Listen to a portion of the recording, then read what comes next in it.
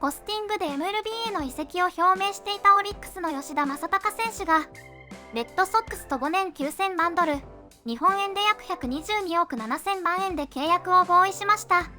ポスティングによる移籍金は1540万ドル、日本円で約21億円。現地の解説者や記者はこの移籍に対して前向きな反応で、吉田選手の実績や成績を称えていて高評価のようです。左打ちや身長もそれほど大きくないことから元レッドソックスのベニンテンディ選手との比較もされているようです。速報を伝えたモロシ記者は直接日本代表の栗山監督から吉田選手について話を伺ったそうです。Masataka Yoshida's deal with the Boston Red Sox is for $90 million with a posting fee of $15.4 million. The total cost of the 5-year deal, $105.4 million.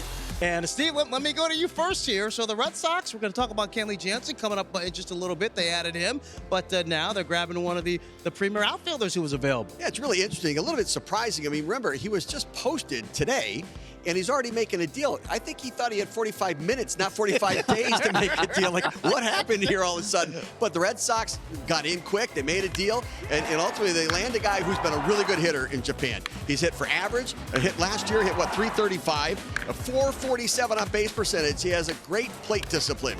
The ability to recognize ball from strike, fastball from breaking ball. 88 walks this year, 82 walks, 42 strikeouts were the numbers he had this past year. Puts the ball in play, no swing and miss, a lot of contact, and so it makes sense. So you think to yourself, well, he compares to whom over here? Maybe an Andrew Benintendi, okay. Maybe a Brandon Nimmo. Now, he doesn't have a lot of power, does Yoshida, nor does he have a lot of speed. So he's going to have to hit for an high average, have to have a high on base percentage to really justify the value.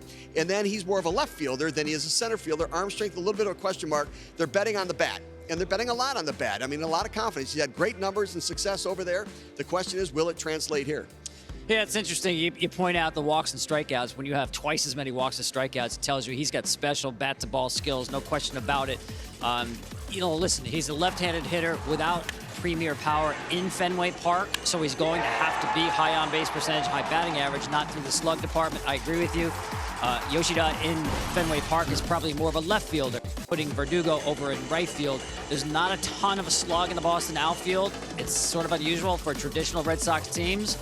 But you see the batting titles there. This guy can hit. There's no question about that. It's a matter of, will he also hit for some extra bases in Fenway Park? We know it's a great hitting park. Wouldn't surprise me if he hits well over 300. That's where his value is going to come from. He's been kind of compared to a left-handed hitting Dustin Pedroia. Okay. Right? Not real big, 5'8", short arms. Hard to have a long swing when you have short arms, right? So quick to the baseball. But he's not a guy. Now listen, I mean, think about it. Pedroia did have some pop in his bat. But 21 home runs this year for Yoshida in Japan. He's a guy that's going to hit for average and get on base and be a table setter, top of the lineup type guy.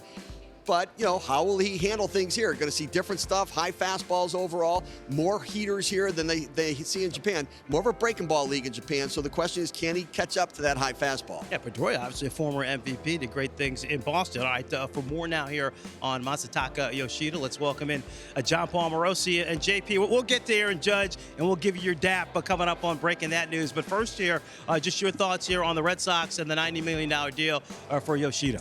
Frank, good evening. I actually spoke yesterday with the manager of Team Japan at the World Baseball Classic, Hideki Kuriyama, and Hideki Kuriyama told me that Yoshida is someone who has a really good, as Steve said, bat to ball, who can hit for power, also for average, and very importantly, Kuriyama-san told me that he makes very good adjustments. And I think that's going to be the key thing coming over to Major League Baseball, the ability to adapt his game to the style of play that he sees here. His pedigree, Fran, is outstanding. He just won the Japan Series Championship with the Oryx Buffaloes, a member of Team Japan as well at the Olympics. So his high-level competition experience is excellent. 29 years old. He is in his prime. I love that Andrew Benintendi comparison that was made as well.